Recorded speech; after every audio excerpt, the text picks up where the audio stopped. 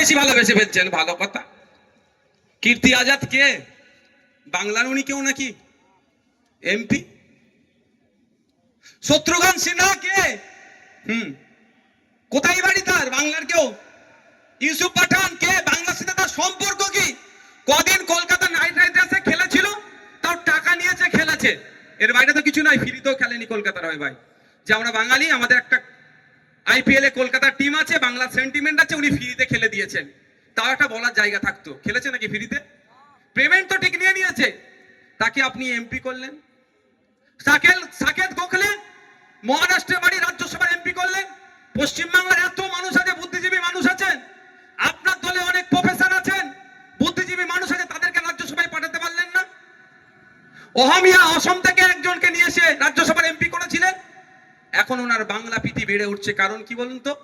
পরিযায়ী শ্রমিকদের উপরে আক্রমণ হচ্ছে, কিছু তো একটা ভুল বুঝাতে হবে এদেরকে, সেজন্য বাংলা ভাষায় এদের ভালোবাসা উতরে উঠছে।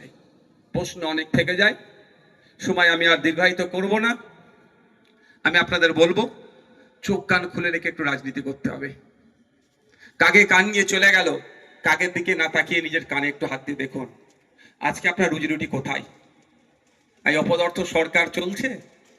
2016 থেকে 2023 চা বাগানের শ্রমিকদের সাথে 18 বার মিটিং এ বসেছে।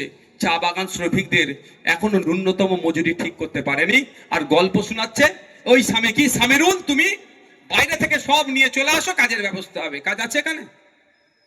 কাজ থাকলেও মূল্যায়ন হয়।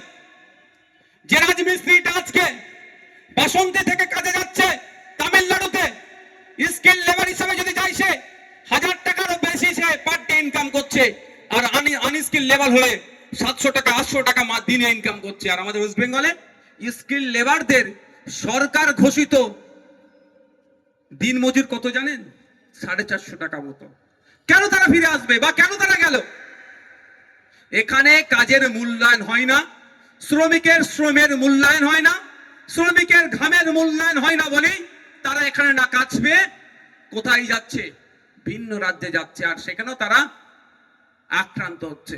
আর আমার রাজ্য সরকার আক্রান্তদের পাশে সেইভাবে থাকছে না, মিটিং মিছিল করে। তার কাজ তো আমাদের মিটিং মিছিল, আমরা বিরোধী।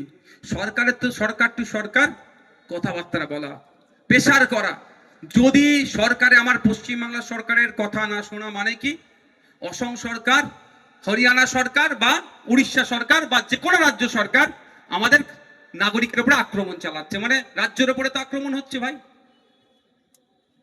তাহলে এটা সমাধানের জায়গা কোথায়? সরকারকে প্রস্তাব রাখা, কঠোরভাবে সেই রাজ্যের সরকারকে বলা, সেটা বলেনি। আর একটা রাস্তা আছে, আর্টিকেল 131, আপনারা সার্চ করে দেখতে পারেন গুগলে। আর্টিকেল 131 সংবিধানে বলা আছে, রাজ্য রাজ্য যদি সংঘাত হয়, উড়িষ্যা রাজ্যের সাথে ওয়েস্ট বেঙ্গল রাজ্যের সংঘাত হচ্ছে, সমাধান কিভাবে করবে? মোদিজি করবে? এটা তো হয় না। অমিত শাহজি করবে? এটা তো হয় না। নওশাদ সিদ্দিকী সমাধান করে দেবে? এটা তো নয়। রাজ্য রাজ্য সংঘাত হলে, রাজ্য কেন্দ্র সংঘাত হলে সংবিধানের 131 নম্বর ধারা অনুযায়ী সুপ্রিম কোর্টে যেতে বলা আছে। আমাদের পরিযায়ী শ্রমিক, আমাদের বাংলা ভাষায় কথা বলার জন্য আপনাদের এই অশোকনগরেই শুধু মুসলিম সম্প্রদায় নয়, অন্যান্য ভিন্ন সম্প্রদায়ের মানুষদের উপর আক্রমণ নেমে এসেছে। অশোকনগরের একজন আছেন, তাকে প্রচুর মারধর করেছে শুধু বাংলায় কথা বলেছে বলে। তো এই সমাধান করার জন্য সুপ্রিম কোর্টে যাওয়ার দরকার ছিল। রাজ্য সরকারের পার্টি হয়ে সুপ্রিম কোর্টে গিয়ে মামলা করা, যে বাঙালি শ্রমিকদেরকে ভিন্ন রাজ্যে আক্রান্ত হচ্ছে তার ডেটা দিয়ে মামলা করা। তাহলে আশা করছি সুপ্রিম কোর্টে যারা জাস্টিস আছেন তারা ওই রাজ্যগুলোকে নির্দিষ্ট গাইডলাইন বেঁধে দিতেন এবং পরিযায়ী শ্রমিকরা সুরক্ষিত থাকতো। সেটা কিন্তু এনারা করেননি, শুধু বাংলা বাংলা বাংলা বলে অনেক ভালোবাসার কথা বলছেন। যদিও এখন জয় বাংলাকে এখন নিয়ে অনেক বিতর্ক আছে, আমি বললে নাকি খারাপ হয়ে যাবে, তবে এই শব্দটা এখন রাজনৈতিক স্লোগান হয়ে গেছে ভাই, রাজনৈতিক স্লোগান হয়েছে। ঠিক যেরকম পুরুষোত্তম রাম ঠাকুরের নামে যে জয়ধ্বনিটা ছিল ধর্মীয় স্লোগান, বিজেপি ওদেরটা রাজনৈতিক স্লোগান করেছে। একইভাবে বাংলাদেশের রাজনৈতিক স্লোগান জয় বাংলাকে আমাদের পশ্চিম বাংলার রাজনৈতিক স্লোগানও করতে চাইছে। আমাদের মাথায় রাখতে হবে যে দিনের শেষে আমি পাচ্ছিটা কি। যদি সারাদিন ইনকাম করে, সারাদিন কষ্ট করে মেহনত করে দিনের শেষে আমার ইনকামটা যদি ঠিকঠাক না থাকে, পরের প্রজন্মকে আমি জবাব দেবো কি যদি এখন আমি সোচ্চার হই।